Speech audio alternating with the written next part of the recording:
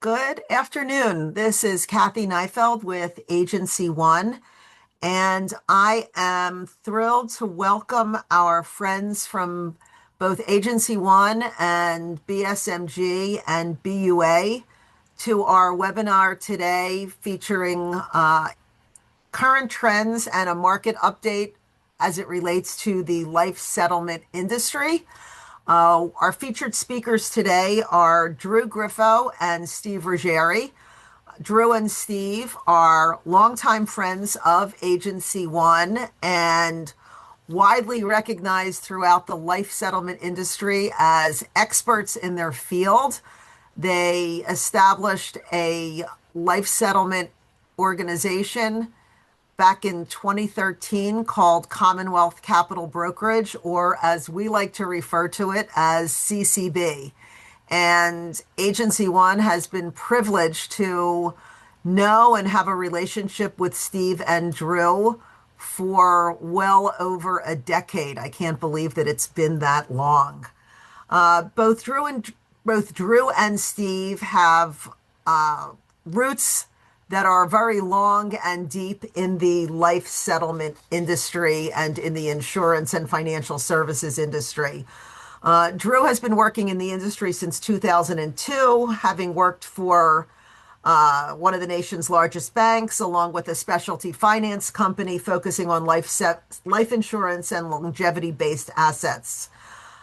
During that time, Drew was responsible for developing strategic alliances with insurance, trust, legal, and accounting professionals throughout the United States. And he focuses in the life settlement industry, working with firms that serve as an extension of the advisor's office. And he collaborates with financial experts in a range of fields, bringing the best planning strategies to the client. His partner, Steve, saw an opportunity to enhance life insurance and life settlement brokerage, working with Drew, creating a partnership working with the professional advisor. Steve has a deep appreciation for the challenges faced by the retail producer, and as such, he focuses on helping the advisor navigate the challenges and execute the best solution in the right way. Steve and Drew have been working with Agency One and Agency One clients for well over a decade. They are hands-on. They work directly with the client. I have known them to travel to offices far and wide to explain documents and get documents signed. They've got great relationships with buyers. They've got an acute knowledge as to what's happening in the industry, and they are truly our go-to. So, without further ado, I am going to bring you Drew and Steve for this life settlement update. This webinar is being recorded, so you can refer back to it. The presentation materials will be made available. If you have any questions, please type them into the Q&A, and we will try and address them in real time if I can interrupt one or both of them at the appropriate time to get the question answered, or we will address them at the end. And please stay on the webinar until we are completely done, because Lisa Mitchell is going to announce some further upcoming webinars that we will be hosting. Without further ado, I am going to turn it over to Drew and Steve. Thank you. Great. Kathy, thank you so much for the warm introduction. And the folks at BSMG, BUA, and Agency One, thank you both. Thank you all for having us here. I was looking back at my old notes, and it looks like we launched, Kathy, with BSMG and BUA almost exactly 13 months ago. That's when we did our initial Zoom webinar discussing CCB and how we interact with your offices. And over that time, it's been an excellent relationship. Before the call here, I was talking to Kathy and Lisa and Gonzalo about the relationship.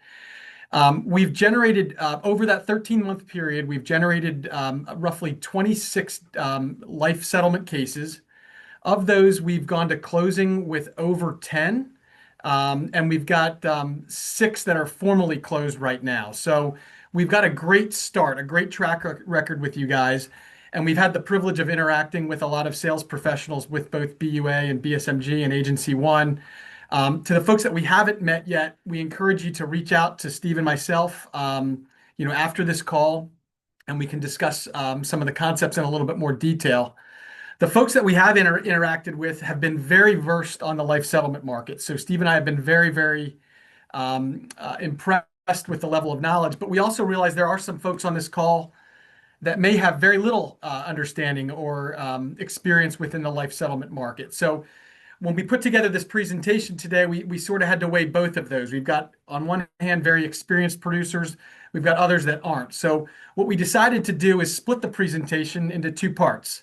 So I'm going to give the life settlements 101 portion of the presentation, and then you'll probably be sick of me. I'm going to hand it over to my business partner, Steve Ruggieri. He's going to take it to that life settlements 202 type course. We're going to get into a little bit more detail on some case studies with Steve. So that's the general format. When we are talking to newer producers, I think one of the biggest pushbacks that we get is that most folks, they think it's sort of the life settlement market is a very niche type market. It's sort of a needle in the haystack situation that you're really trying to find a really old, sick individual. And I think a lot of folks say, look, it's not an area for me. So I want to dispel some of those rumors because I think some of the stats that I'm about to share with you are going to show you otherwise. So bear with me one second. I'm going to start my presentation here. Okay, everybody hopefully is seeing this presentation. Okay, so let's start with a couple quick statistics. 85% of all universal life policies that are issued today never result in a death claim. So what does that mean? Basically, 85% of policies are either lapsed or surrendered. They never pay out a death benefit. We look at another major statistic here, and that is that 20% of individuals over the age of 65 have a life insurance policy where the market value exceeds the cash surrender value in the contract. So what does that mean? What does that translate to a market potential? Basically, they've done some studies that basically translates to $180 billion of undervalued life insurance policies in the market today. So a huge, huge market potential, and it's hardly the niche market that some folks realize it is. This is a huge market. We've got demographics in our favor. The baby boomer demographic is now into that 65 and up category. So there's a lot of undervalued life insurance policies in the marketplace today. So that's a big backdrop here to what we're going to talk about. How do we tap into that marketplace? And we're going to show you how. So that's what we're going to talk about a few things today. We're going to talk about life settlements. What is a life settlement? We're going to talk about when life settlements make sense. I'm also going to talk a little bit about the process. So a lot of folks who've never done a case before, they're really curious how the process works from start to finish. What do I need to provide to you, CCB, to get me an offer, and then ultimately deliver funds to a client. So I'm going to walk you through step by step the process here to do a life settlement, to go through a transaction. I'll then hand the presentation over to Steve. He's going to go through three different case studies and three different transactions within the life settlement marketplace. And they're all case studies that were cases that are generated out of the BUA, BSMG, and Agency One network over the last 13 months. So these are not fictitious cases. They're very live cases and they're recent case examples. So we'll go through that. And then as Kathy had mentioned, we want to leave ample time for question and answer. And certainly feel free to interrupt us, but we'll leave some time for question and answer at the end. So with that, what is a life settlement? Again, this is Life Settlements 101. A life settlement, simply stated, is a sale of a life insurance policy, an unwanted or unneeded life insurance policy, for cash, for paid up death benefit, or a combination of the two. Okay, so that's all a life settlement is. When does a life settlement make sense? Yeah, you're not doing life settlement transactions on healthy 35-year-olds. So really what we're looking at is clients typically over the age of 65. But I think the more important thing to think about is life expectancy. Right now, the maximum life expectancy that the market will absorb is about 20 to 21 years. So if you've got an individual with a life expectancy beyond 21 years, probably not a candidate. So really, if you've got a healthy 65-year-old, they're going to be on the fence. But if you've got a healthy 75-year-old, you're going to be right in that window of a perfect opportunity for a life settlement. From a face amount perspective, you're talking $100,000 is the minimum face amount typically that the market will absorb. And you're typically doing it when you've got a policy that's underperforming or no longer needed. You're also typically utilizing a life settlement anytime a client is considering a change in their insurance plan, and changes happen all the time. They took out a policy 10 years ago, they've had a change in liquidity, they have a change in estate tax need. Changes occur all the time, and that's when you'd want to consider a life settlement, is when anytime a client's approaching you with an old policy that they don't need or it's not fitting the purpose of what it was taken out for originally. So to kind of take that another step, what to look for. Ultimately, this should be a byproduct of your planning. So when you're talking life settlements, it should really just be part of a fluid conversation that you have with your downline agent, or to the extent that you're working with a retail consumer. If you're doing an annual review with that client, these are certain things that you want to look for. Let's say you've got a policy that was a key man, a key person policy, or a buy-sell agreement, and the business was sold. That should be a red flag to have that policy looked at for a life settlement. Clearly, there's no longer a need for that coverage. Maybe you'd look to a life settlement for an exit strategy on that. Kind of along those lines, a key executive is retiring, so they had a key person policy, no longer have a need for coverage. Oops. Changes in federal estate tax. So obviously that happens all the time. So yeah, if the estate tax exemption limits increase, decrease, you might have a need to get rid of some life insurance coverage. More commonly, you just have a change in family dynamics. Maybe the breadwinner survives the beneficiary, and so there's no longer a need for that death benefit. Um, this is another great example, and actually several of the cases that we've generated out of BUA, BSMG, and Agency One have been convertible term policies. So the policy is approaching the end of its level term period. It's still convertible. You might be able to jump on a life settlement to create some value. We're going to go through a case example on that. Oftentimes, there's still a life insurance need, and that's this right-hand column. But maybe the life insurance need has just been reduced. So you may want to downsize the amount of life insurance coverage that you have. Maybe premiums are just too expensive. So you took out a policy hoping it was going to perform at 8 or 9%, and it didn't perform as explained or as anticipated rather. And so the client can no longer afford the premium. So maybe you'd look to downsize some of that policy, the life insurance planning. I'm Excuse going me. to Hey, go Jerome, ahead. excuse Yep. me 1 second. If you can go back for a second, because we did Sure. have a question come in, Mhm. which was, can you convert a key person term policy? Yep. So if the key person policy, if it's owned individually, so if you can actually have the owner be the individual and that can be converted to a permanent plan, absolutely that's an opportunity. So typically you've got conversion privileges up to age 70. So if that policy is still convertible, absolutely an opportunity there. Thank And you. and just to chime in there, if the business owns it, they it's their asset. They can absolutely choose to sell that policy, but the business is gonna basically be the owner, and they would sign off as the owner. The insured would need to be Would involved in the transaction, because they're a party to it. But ironically, that's actually Drew and I both worked at Coventry, which is one of the largest settlement providers in the country. And that's actually how they kind of started the settlement industry. Was they had a client who had a key man policy and he was retiring and the company didn't need it anymore. And the insured said, I see why this is valuable, but I don't want to pay for it either. So the policy ended up lapsing, and the owners of Coventry looked at that as a huge opportunity to say, look, there's value in these contracts if someone's willing to take ownership of them. So that's a great opportunity to find some cases for sure. Yeah, and we will go through a case example on that term conversion opportunity, but it's an excellent opportunity. Thank you. All right. Hopefully that answered the question. I'm going to jump ahead here in terms of process. So what's needed for us to conduct a valuation of a life insurance policy for life settlement?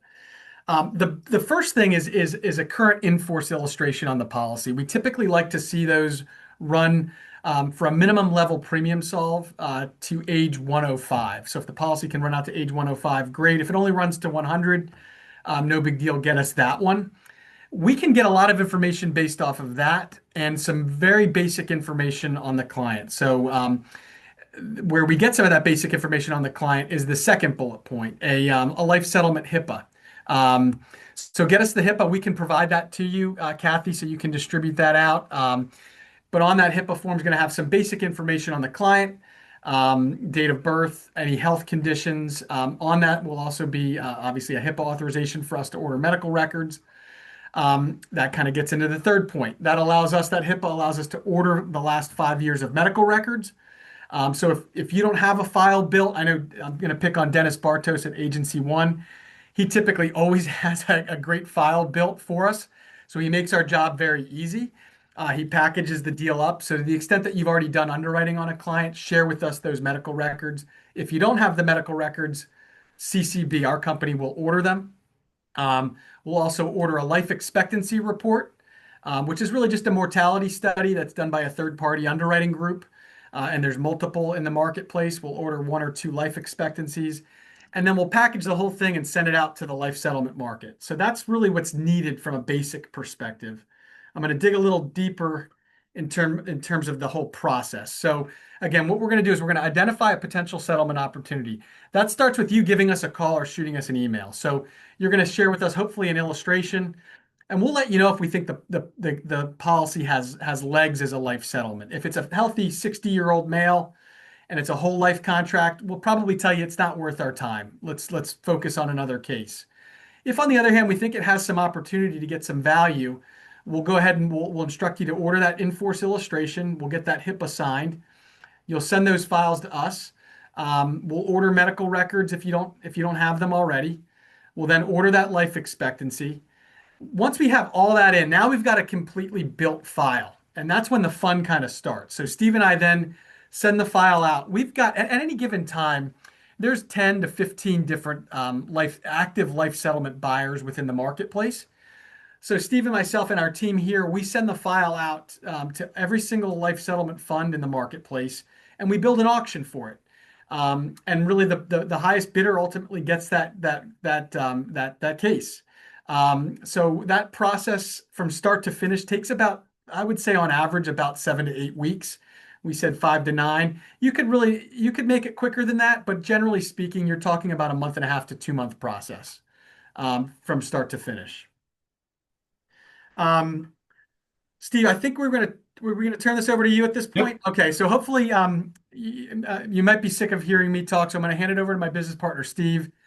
Steve's going to talk you through kind of some case examples, and obviously hope we generate some good question and answer based off of Steve's portion. Perfect. Thanks, Drew. So yeah, before we dive into the case examples themselves, I think Drew kind of gave you a good synopsis of kind of what the market looks like and how you get, to a live case. But we wanted to talk briefly just about what makes a quote unquote good life settlement. At the end of the day, it really just comes down to math. Whoever ends up buying the policy is looking at 2 main variables. What is the ongoing cost of that policy? So the premium stream. The second variable is how long do they have to pay it? So what is that projected or anticipated life expectancy of that insured? So if you had 2 identical policies on 2 different people, but one had a 10-year life expectancy and the other had a 15-year life expectancy, the policy that only had a 10-year life expectancy would be more valuable because they have to pay for it over a shorter period of time, theoretically. So obviously the cost of that policy, the duration. So with that, policies that were issued at standard or better rate classes, so your preferreds and ultra preferreds, are generally more attractive than those policies that were rated Table B, Table C, or tobacco. We've just found that because the underwriting of life insurance and life settlements are a little bit different, when you have cases that are rated, or in particular rated tobacco, those are just generally more challenging because the cost associated with that the carrier charges is not typically as reduced as the life expectancy is on the life settlement side. So not to say they can't work, but they're just, typically the ones that are best are those standards or preferreds. And like Drew mentioned, universal life, indexed UL, variable UL, term insurance, so long as it is convertible. The caveat there is a lot of the carriers these days are limiting you to what products you can convert to. So some of those conversion products are not the most efficient and competitive if you look at them, compared to, the street products that are out there. So as Drew mentioned, always really important to shoot us an email or give us a call if you think you have a case. And then we can, kind of talk through that and make sure that you're aware of what to look out for before you even, talk to the advisor or talk to the client, depending on what capacity you're in. All right, Drew, next slide. This slide just kind of shows, what are clients doing with their proceeds? So much of it, we see clients who are selling a policy because they need the cash for living expenses, for healthcare expenses. Some folks that just absolutely need that money to survive. There are other clients who don't need the money at all. They're ultra affluent, ultra high net worth clients that are selling it just because the math works. For whatever reason, they determine that policy either isn't needed or isn't wanted. It's not that they can't afford it, but they've looked at that and they said, look, this, cash would be better put in a different investment vehicle, and so they do that. So we see, like the chart shows you see medical expenses, long-term care expenses. Sometimes the underwriting lines up, although it's difficult, where you can sell an existing policy and use those proceeds to go out and buy a new policy. Again, that's a little bit more difficult in that you need the underwriting on both sides of the spectrum to line up, but it's certainly possible. And then that other sliver of 9% is, folks that just don't need it and they want to buy a boat or they want to go on vacation or take, whatever, the case may be there. But we really do see it run the gamut. So now I think we're going to get into one of the case examples.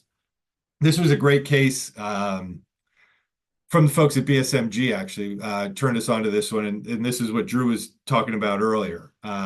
Convertible term policy, as you can see, female age 58. So again, typical demographic is, the marketing materials all kind of say 65 and older, but it really comes down to what is that life expectancy? Is it in that, 20-year or less window? This client was a 58-year-old, had breast cancer, and unfortunately needed the money to pay for, some of her, her costs of care. She had this term policy that she was not planning on maintaining because this was one of those scenarios where she needed money. She had an $800,000 convertible term policy.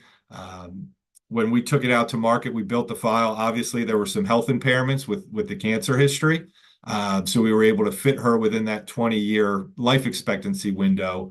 And through the auction process, we were able to generate $216,000 of cash on that $800,000 death benefit. So the client was obviously thrilled with the outcome. They're looking at a term policy as one that in all likelihood is not going to pay a death claim, given that, she still had, a life expectancy that was projected to be longer than the term duration, and she didn't have the funds to afford the conversion. So this was a great scenario for the client. Compensation on the settlement piece was $24,000, but in addition to that, term policies are great for advisors and for BGAs because when they work, typically the agent gets to convert that term policy to a permanent product. So they're the agent of record on that conversion. In this case, we were able to get the funder to agree to pay full target premium once they took ownership of the policy. So it just generates another silo of revenue for the advisor. And again, you look at a term policy that has no surrender value. In this case, it wasn't going to be converted by the client. So it was truly, either throw the thing in the trash once it expires or sell it for, $216,000, to the client. And then, two streams of revenue for the advisor. So great outcome there for a client who really did need the money in that case. So That's kind of your, run-of-the-mill cash life settlement case. So Drew, take us to the next slide. Yeah, and I will just say quickly, this one just funded last month. Uh, so this was a very recent case example. Again, a little bit of an outlier in the sense that the client was so young, but I think a great outcome for everybody involved. So that's the only thing I wanted to add.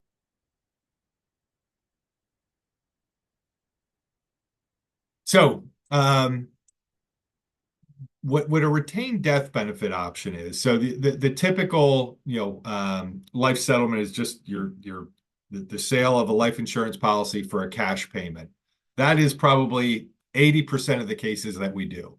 But there are certain situations where maybe there isn't an immediate need for cash, or maybe there really is still a strong need or desire to maintain the insurance.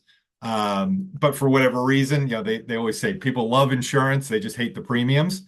So there is an option within the life settlement market where either in lieu of a cash settlement or as kind of a hybrid, you can provide your client with a retained death benefit option. And all that is they take the existing death benefit, let's say it's $1 million death benefit, for instance, let's say the cash offer is $100,000. So the client could take that $100,000 of cash.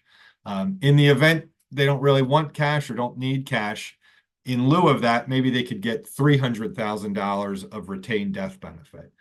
So they're beneficiaries. If it's a trust-owned case, they could name their trust. If it's individually owned, they could name their spouse as a beneficiary for that $300,000 death benefit. Whoever buys the policy maintains the full premium going forward. When the insured passes away, the settlement fund would collect the $700,000 from the insurance company, and then the insurance company would pay the balance of that $300,000 to whoever the named beneficiary was. So it's just another alternative. And here's a good case example that we worked on. Drew, you can pop over to the next slide. Older clients, 87, 89 years old. $2.6 million of death benefit with $318,000 of cash. You guys probably see these a lot where it was an older policy that was funded with a large single premium and then projected to have no ongoing premiums. Well, the prolonged low interest rate environment, in addition to the fact that these clients were both still alive at 89 and 87 and both still in relatively good health, when the advisor looked at some in-force illustrations, they said, look, that single premium from 1997 no longer is enough to support this $2.6 million of death benefit. So if we think one or both of you, and at your ages, may live close to 100, we're going to need to start, pumping some premium into this policy. And the clients really didn't want to do that. They hadn't paid for it in 20 some years. So they wanted to look at some alternatives. They considered just surrendering the thing for the $318,000 of cash. But again, they liked the death benefit and they thought they had paid it up back in 97 when they paid that single premium. So we took it out to the market, really focused on those retained death benefit options. There are a handful of groups that specialize in that, and we were able to get them $1.1 million of paid up death benefit. So again, it's that same policy, that $2.6 million. There's just a split beneficiary. So the settlement fund goes on for $1.5 million. And in this case, it was a trust-owned policy. That trust just retained $1.1 million of that beneficiary designation at the carrier. So great outcome for our clients. And I think, again, the more we understand what you and your clients are trying to accomplish, the better off we are and the higher the likelihood that we're going to get a case closed. I think in the life insurance marketplace, the carriers love to see those placement ratios. And I think that's why Agency One and BSMG and BUA do such a great job of really entrenching themselves with what the advisor is trying to accomplish, and knowing which carriers to go to for which cases. We do the same thing on the life settlement side. We really want to work as an extension of your office and understand what the objectives are and what the goals are, so that we can try to put the best possible solution in front of you and your client. Drew, you can take me to the next slide. So expedited underwriting, just like there's a lot of these accelerated underwriting programs in the life insurance marketplace right now, the life settlement market has developed something somewhat similar, where the traditional life settlement, as Drew mentioned, you're gathering those 5 years of medical records, you're ordering life expectancies, and you're spending probably a month to 2 months just kind of building that file. For those clients who are in otherwise standard health, let's say, um, there really isn't the need anymore to go out and build a file worth of 5 years of medical records and 1 to 3 life expectancy reports just to find out that the client's standard. So some of the capital that's out in the market has learned that and said, look, we can bypass all of that, upfront work. If we know that the client is relatively healthy, let's say between standard and a table or two, we can skip all that process, and just look at the illustration and determine if the math works. And not to get too complicated, but basically what they end up doing is they end up buying an annuity on the client in conjunction with buying the life insurance policy. So they kind of have a longevity hedge wrapped around with the annuity wrapped around the life insurance policy.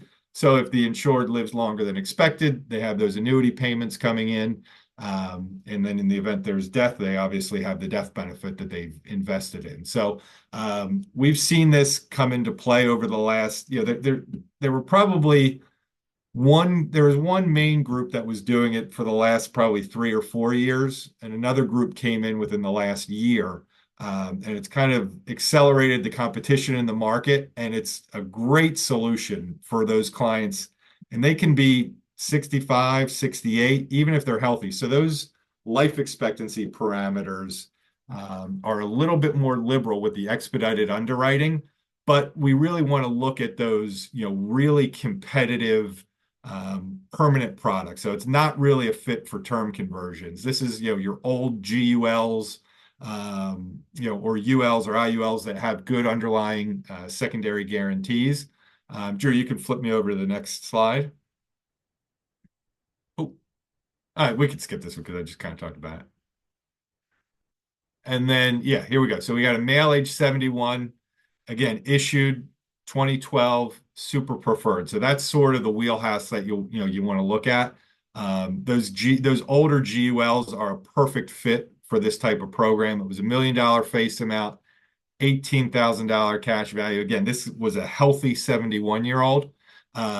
We were able to secure an offer of $80,000 to the client with compensation of $10,000, and it was done within 24 hours of getting an illustration. So when you guys are kind of mining your books and talking to advisors or talking to clients, this is a great opportunity to get some quick feedback. And again, this is really targeted towards healthy clients. If we know there are impairments, we want to be able to capture those impairments by getting those medical records and getting those life expectancy reports. But if a client is anywhere from 65 to 90 years old, if they're in reasonably good health, going this expedited route really makes a lot of sense. I had a case that we're actually in closing now on. And I was talking to the advisor, and he just said, I'm meeting with a client, just kind of doing an annual review. He's got $1 million policy. He's 80 years old. And I got to talk to him about, some of the different funding mechanics because he's only paying it through age 90. That's how it was designed. I said, well, you should see if he wants to sell it. And he said, he doesn't want to sell it. He's got plenty of money. So I said, okay, well, I was just mentioning it. So I get a call about 2.5 hours later. I just met with him, and yeah, he actually likes the idea of maybe selling it, and he likes that retained death benefit deal. So long story short, we got the illustration. We got him $425,000 of retained death benefit for that $1 million policy.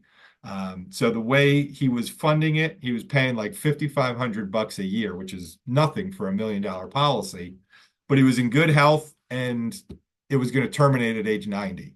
So he could pay $5,500 for the next 10 years and get nothing, or he was going to need to increase that premium to over 30 grand a year starting now if he wanted it to carry beyond age one or beyond age 90, which he didn't want to do. So he said, look, I can get $425,000 guaranteed locked into my trust without another premium out of pocket. I will take that in a heartbeat over, paying $5,500 for the next 10 years and then losing my policy. So more than anything, I think it's, I mentioned that idea to the advisor who initially kind of scoffed at it, but the more you talk about it, the more you're going to find opportunities. Cases will, without a doubt, just come across your desk and kind of hit you in the face. But if you're in a wholesale capacity and you're working with advisors, or in a retail capacity working directly with clients, talk about it. You guys, we're an extension of your office. We can help coach you up with any questions that you have. But if you're working with your clients or your advisors, bring up the idea of a settlement and see what happens, because they're out there. The market has been really strong for an extended period of time now. So there are a ton of great opportunities out there, and we would love to be a resource for you to help you capitalize on them. Yeah, and just to, and I know Kathy's probably got a question here, just to interject quickly. With these expedited underwriting cases, what's really nice too is all we need is that in-force illustration and the client's date of birth. And we can have you a live offer within 24 hours. It's incredible. So that's something where, even if you don't know if there's value, send it off to us. We'll have a look at it. We'll have definitive offers within 24 to 48 hours. Kathy, did you have a question? A question came in from one of the attendees, which on the past few examples, you've gone over all of the metrics, and then you have a line which says total compensation was a certain amount of money. And the question is that to the advisor, or is that the total compensation on the case, which is then apportioned because we know that you guys need to get paid. So that's the question. Yeah, those were the total compensation figures. And compensation in the life settlement world, I wish it was as straightforward as it is in life insurance, where you just get paid a set amount based on the death benefit or whatever the target premium is. There are guidelines that you kind of have to work within. Every case is very, very unique, but we fully disclose all the compensation to the advisor and the other BGA if we're working with another BGA. And we have an open dialogue about it, so I don't think it's worthwhile to go through the ins and outs of that now. But when we have a case, and I think Kathy, you can probably attest as well as the other folks that have worked with us, we are very transparent, and we will not let compensation get in the way of getting a case done. We've worked for free. We've lost money on cases. We certainly don't want to make a habit of that. But we want to make sure that you and your clients are satisfied, and we're solving their needs first. Then we figure out the compensation later. So we're happy to have an open dialogue with you individually on that. But in this setting, it just doesn't really make sense because it can range, all over the place for the most part. And unfortunately, I remember one of the cases where we all worked for no compensation because it was the right thing to do for the client, and the advisor was extremely grateful. So thank you again, guys, for that. Absolutely. For always doing the right thing. Well, I think, to go along with that, I mean, Drew and I are planning on being in this business for a long time. What's most important to us is the relationship with you guys as the, referring agency or the advisor on the case. One case to us is virtually meaningless. What we want is the relationship. We want to work with you for a long time and help you, uncover a lot of these things. So if we need to, kiss a frog once in a while, so be it. And I will say, sadly, like that's not normal, I think, in the marketplace. I think a lot of folks look at this very transactionally. But again, Steve and I have been in this business for over 20 years. We got at least another 20 to 30 more. We got a bunch of kids to put through college between Steve and myself. So we're going to be in this business for a long time. And the last thing we want to do is put you in a bad spot. So again, if you've got specific questions regarding compensation, we can definitely walk you through all that. And Kathy and BSMG and BUA and Agency One, we've worked through a metric that works. So happy to have that conversation in a little bit more detail on an individual basis. Thank you. Yep. Steve, do you want to? I I guess think we've I opened it think up to yeah. question and answer now. So we're officially pretty much through our portion here. Another question is that you guys have been doing this for, a long time, and buyers come and go in the marketplace. So talk to us a little bit about how you become acquainted with these buyers, how, when new buyers enter the market, how does that impact what you're doing and how you look at the book? Because it's a moving target all the time. So can you Yeah. give a little bit more information Yeah, in that I'll regard? field that one, Drew. Okay. Yep. So first, each state has their own, the life settlement transaction is governed by wherever the owner of the policy resides. So first thing is licensing. So almost every state, for the most part, has some sort of, provider and broker licensing. So we're only going to work with the providers that are licensed in the appropriate state of that transaction. Those providers nowadays are basically that. They're like a certificate holder that has the licensing to paper the transaction. And there's probably, like Drew said, 10 to 15 of those, depending, on what state. It is behind those licensed providers are probably 50 to 75 sources of capital. So those 10 to 15 buyers or licensed providers are kind of working with the capital markets behind the scenes to put that money to work. So it's our job, Drew and I's, to kind of know all those different layers. And we've, like Kathy said, we've built relationships with a lot of these groups over a long period of time. So by and large, for kind of a run-of-the-mill case, we're going to send that case out to every licensed provider and kind of work that auction market as much as we need to. But then you always have those kind of one-off situations where there's a timing constraint or something goofy in the underwriting, just like you guys see on the life insurance side. There's always those exceptions. And I think that's where having the relationships that Drew and I have with some of these buyers, where we can say, look, this one's unique. It has to go to this, one of two providers, and we need to do it quickly. And I think having those relationships that we have has afforded us the ability to be able to get those cases done that are those, kind of off the beaten path cases that need some special attention, so to speak. Thank you. And that was a great explanation. And in that explanation, I think you used some terminology that is second nature to the two of you, but might be new to some of the people on this webinar. So, can you differentiate for us the difference between the role of a provider versus a broker? Yeah, and I'll jump in on that one. So, yeah, the life settlement provider, as Steve mentioned, think of them as the licensed entity purchasing the policy.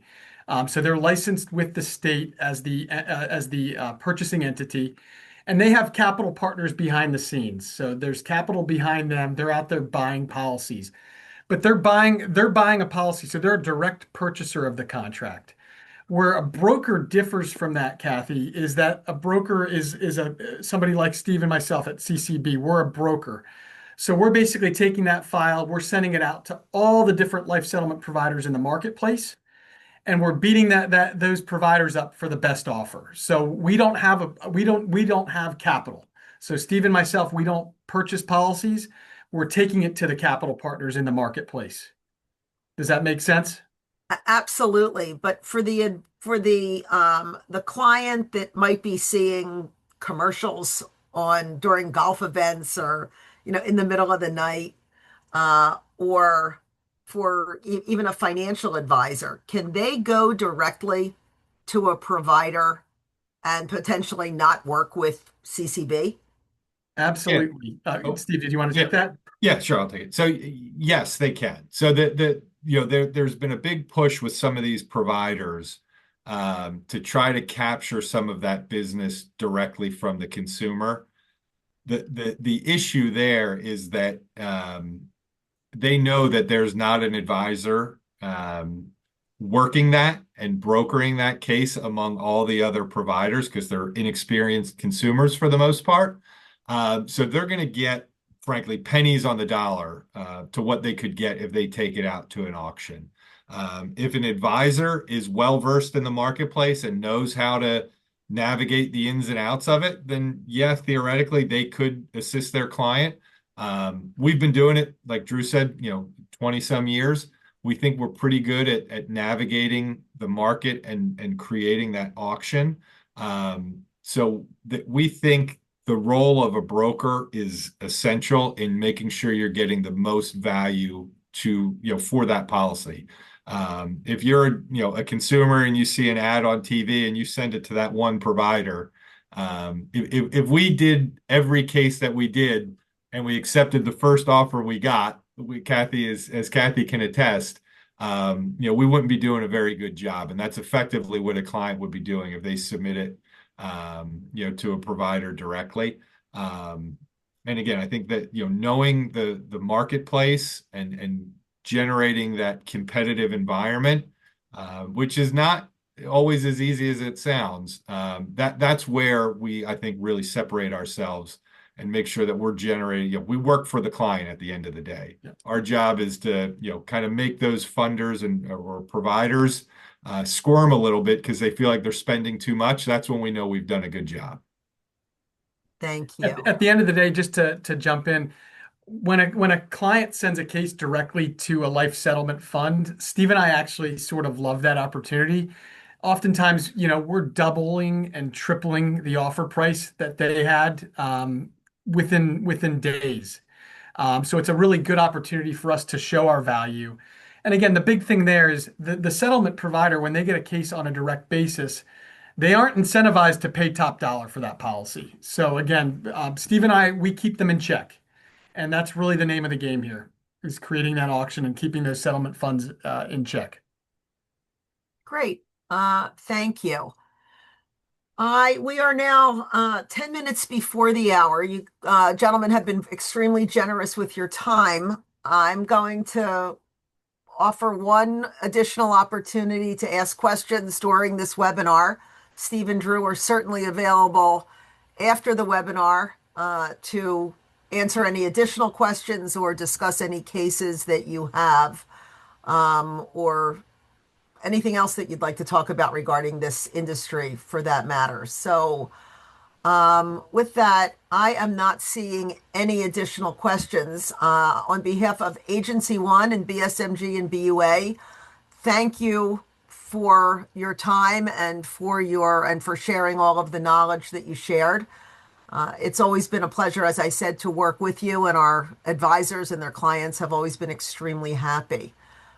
Before we end this, I would like to turn this over to Lisa Mitchell, who is going to talk about some upcoming webinars that Agency One and BSMG and BUA will be offering during the month of October. Thanks a lot. Can you hear me okay, Kath? Yes, Lisa. Okay, great. Thank you, Drew. Thank you, Steve. Always great to see you. And thanks everybody for attending. We've got two more webinars. We've actually got three, but I'll introduce the third one at another time. But we've got an October webinar, October 9th for our next webinar. And that is October 9th at 3 p.m. Prudential is hosting that webinar, and the title is Mirrored Loans and Collateralized Lending. This is a webinar that's not going to be recorded, and the collateral or the presentation is not going to be available afterwards. So you need to register and attend this webinar to get the information. The speaker is Michael Connell. He's the Director of Advanced Planning for Prudential. Very knowledgeable guy. The second one for October is on Tuesday, October 28th at 3 p.m. And that's with Principal Financial. And it's titled How to Stand Out in the Small Business Market. Their Business Solutions Overview will be the topic of that webinar. The speaker is Patty Bell, CPA, CLU, AVP for Advanced Market with Principal. The invitations will be going out this week, so watch for that, and we look forward to seeing your registrations come in. Thanks a lot. Thank you, Lisa. So once again, Steve and Drew, thank you so much. For those of you that are still on the webinar, we have now officially entered Q4. Tomorrow will be October 1. So if there is anything that we can do to help with any of your cases, you have any questions, comments, concerns, whatever we can do to help impact your year end in a very positive way and help you end strongly, please reach out to anyone at Agency One, BSMG, or BUA. We are here to help you and look forward to doing so. Thank you for the continued opportunities and for your time today on this webinar. And with that, we will conclude this webinar. Thank you. Have a great afternoon. Bye.